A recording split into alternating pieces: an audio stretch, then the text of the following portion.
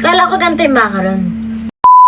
At ayun na nga, pang-5 na nating beses gagawa ng macarons dahil hindi talaga ma-perfect ng lola nyo ang paggawa nito na akala ko guys lahat ay kaya na ng lola nyo. Pero bukod tangi talaga tong macaron ang pinaka-challenging sa lola nyo. Kaya naman ang ginawa ng lola nyo, nag-search tayo ulit sa pulang application para maghanap ng mga panibagong recipe ng paggawa ng macarons. At ang nakita ko nga ay yung Swiss macaron kung saan ay mas maganda daw kung sa mga beginner. Kaya naman ng lola nyo, nagsukat-sukat muna tayo ng ating mga ingredients na gagamitin para dire-diretso na lang tayo. At ayoko sabihin sa inyo kasi baka mamaya mo pumalpa kayo, ako pasisihin nyo. Kaya kayo na lang bahala mag-search. Pag na-perfect na ng lola nyo, dun ko ituturo sa inyo kung ano yung tamang ingredients na ginamit natin at yung sukat. Mahirap na kasi guys, baka awayin nyo pa ako, diba? Sabihin yung tinuro ko ay hindi naman pala ganun ka-perfect. Tapos kung ano yung ginawa ng mga napapanood natin, ginaya lang natin na pagkakaiba lang ay nag-add tayo dito ng strawberry powder na nabili ko lang sa Cereal. Yes, piso lang isang pack niyan. Pero napaka-konti lang niya. Kaya kung makikita nyo, hindi masyadong kumulay. At kinakailangan nyo nga maglagay dito na food coloring. Pero hindi na ako naglagay guys kasi nga practice pa lang tayo kung mape-perfect natin this time. Syempre sabi nga nila kinakailangan daw ay salain at ang ginawa ko nga 2 beses ko itong sinala para talagang halong-halo. Ang pagkakaiba lang guys ay hindi ko nga lang siya ginamitan ng food processor. Kasi yung ginaya natin ay wala siyang food processor na ginamit. Kaya ang ginawa natin as is natin siyang sinala lang nito. Pero syempre dahil practice nga lang to, pagbigyan nyo na. Tapos sa pagkakaiba ng Swiss meringue guys ay ganito nga. Ginagawa nila ay hinahalo nila yung asukal doon sa may itlog habang nasa ibabaw ng mainit na tubig. Ito yung para matunaw na yung asukal at ayan nga may patouch-touch ang lola nyo para sigurado daw na wala na yung asukal na buo-buo. Saka natin siya ngayon gagawing merengue. At ito yung presento sa atin ni Ate Tati. Thank you so much sa iyo, my love.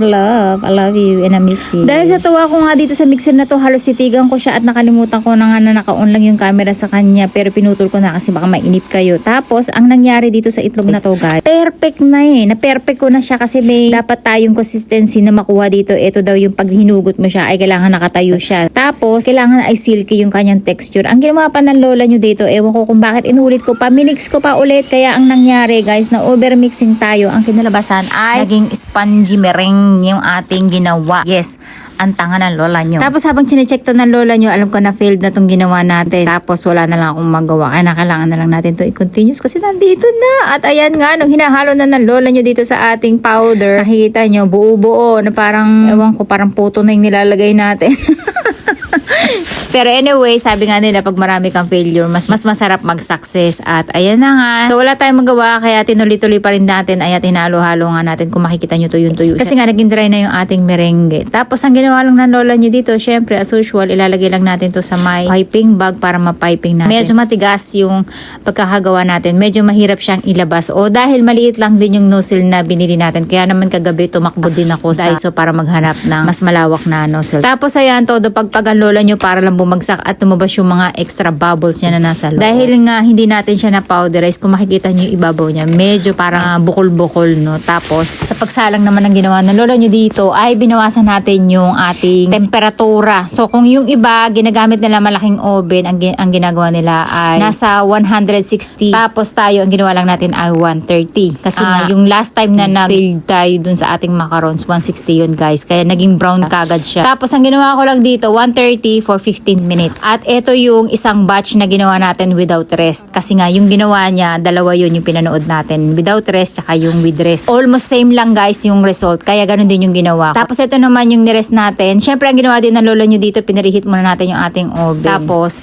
saka natin sinalang yung ating nirest na 2 hours. Kasi nga, kung makita nyo, natuyo na siya. No? Pag hinahawakan nyo siya at wala nang tumikit, ibig sabihin ay okay na yung 2 hours din inabot siya. Tapos, meron pang isa pang batch na mga 6 na piraso na lang. Doon ko naman sila sa old oven sinalang para naman matest ko kung walang pagkakaiba yung oven kung luma tsaka itong bago nating oven. At wala nga siyang pinagkaiba. Kaya ang paggawa ng macarons guys or ng iba't ibang klaseng tinapay, depende talaga yan sa laki o liit ng oven nyo. No? Kaya yun yung aalamin nyo. So yung mga ganitong maliliit, mas madali kasi silang uminit dahil mas kulob yung kanilang temperatura. Kaya ang gagawin natin next time pag magluto tayo ay gagawin natin 120 for 20 minutes para hindi siya maging golden brown.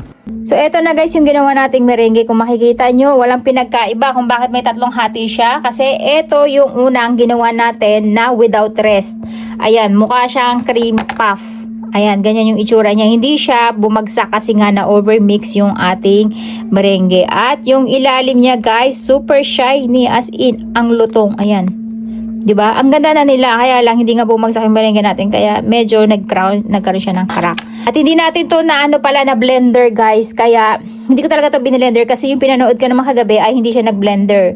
Pero ang ganda ng gawa niya. So para maging soft yung pinakaibabaw, mas maganda siguro kung ipa-powder talaga natin siya. At ito naman yung oven natin na luma na ginamit. Ito yung batch na yun kasi hindi na siya kasya dun sa ating bagong oven. And then, ito naman yung ginawa natin with rest. Ayan, pinahinga natin siya ng at least 2 hours. Still, pareho lang. Shiny. Shiny din yung ilalim niya at ang lutong din niya, guys. Wala silang pinagkaiba. Ayan, oh. Pare-pareho yung itsura nila. So, pwede pala nang walang rest, merong pwedeng may rest. So, ayan, ganyan yung itsura nila. At syempre, hindi mawawala yung ating taste test. Inirest na lang natin to ng magdamag kasi nga sabi nila ay mas maganda kung after nyong i-bake, huwag nyo munang kakainin at i-rest nyo dito sa inyong container. At uunahin natin to, guys, yung without rest. Ito siya, ganyan yung itsura niya. Itadakimasu!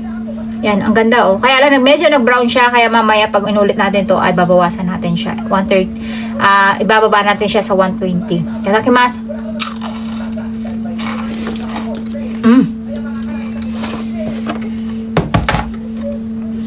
Hindi pa ito natikbang, guys, kagabi.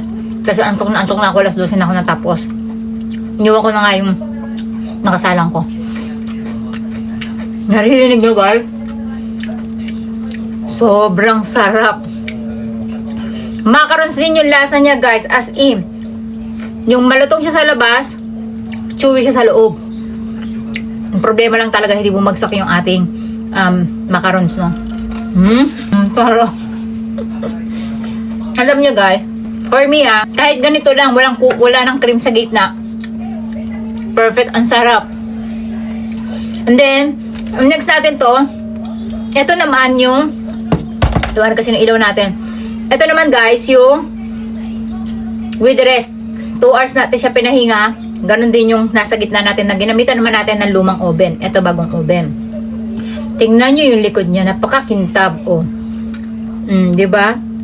Perfect na siya, guys, eh. Na-overmix lang yung merengue natin, kaya siya naging ganyan yung itsura niya. Ayan. Na-overmix lang talaga siya. So, maybe mamaya ay perfect na natin to. Ito medyo makunat, pero malutong pa din yung labas niya, although, hindi siya kasang lutong ng kanina. Kasi, matagal ko tong na-expose sa labas. Hindi ko kagad siya pinasok sa loob ng ano natin. Pero, guys, alam niyo ba napakamahal nito? 2 piso ang isa nito, isang pares nito. 200 yen, guys. So, magkano na itong ginawa natin? Nasa 5,000 na to. Diba? Kahit wala siyang cream sa gitna. Kasi nakakadagdag din ng taba yun, guys. Gawa ng butter yun. Diba? Pero gagawa tayo na pag na-perfect na natin yung ating macarons. Ito naman yung old oven natin. So, ganyan yung itsura niya, guys. Alam nyo, mas bet ko pa ito kasi sa macarons, eh. Maganda lang tingnan talaga yung macarons. Pero for me, cute para sa akin to. Kasi para siyang small cream puff na, na bite size. Pero ang sarap. Promise. Perfect na natin yung macarons natin. Itsura na lang talaga ang kulang. Kung nailagay natin sa oven, kaagad, pagkaluto nila, plasticware natin, ganito din kalutong. Ano yan? Macaron. Nanda hasamat na no? Kala ko ganito yung macaron. Lang kilay. Diba? Diba? Sarap. Ang sarap. Sarap. Alam nyo, guys, kahit wala yung gitna, eto lang. Sa to reason nito rin. Di siya? Makno. Mamorder din, di ba? Pinago ko kay Akari kasi ubusin niya ito. Kasi paborito ito ni Akari, guys. Tinago ko kagabi. Tinaas ko sa aparam. Harap? Nasa pimbungang ano. Pero ang gagawin ko dito mamaya, guys, babawasan ko yung asukal niya kasi medyo matamis. Ayoko na matamis. Although talagang makatamis yung macarons, eh. Pero mas gusto ko yung medyo matabang lang yung pagkakagawa natin. Para nalalasahan talaga natin yung almond. Sarap nga. Sarap na. Tinasok yan. 10. Sobrang sarap, guys. Hindi nyo na kailangan ng palaman sa gitna.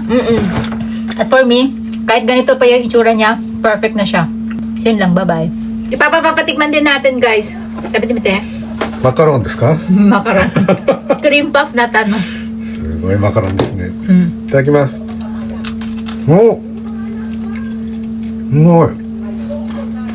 なんかスペースがあるでふわふわ。でしょ、うん、すごい。美味しい。ただ、ここがピカピカになってないだけ。でも、下がすっごいピカピカだよ。そうだね。ほら下はすごいフラット。ピカピカ。上はこんな感じだったら完璧。ね、中にスペースがあるんですよ。これがサクサクなんですよ。うん。中が中火。で中はちょっと注意なんだね。うそれがまいじゃない。ベスト。ベリーグッ見た感じすげえ硬い、ストーンがだったんだけど。そうそうそう。でも、美味しいでしょ美味しい。完璧マカロン。うんDiba? Perfect macaron yung aji, yung lasa niya, guys. やっとできましたね。Ato de perfect ni Siru. Mag-revenge tayo mamaya. Perfect na to, guys. Promise. I hope so.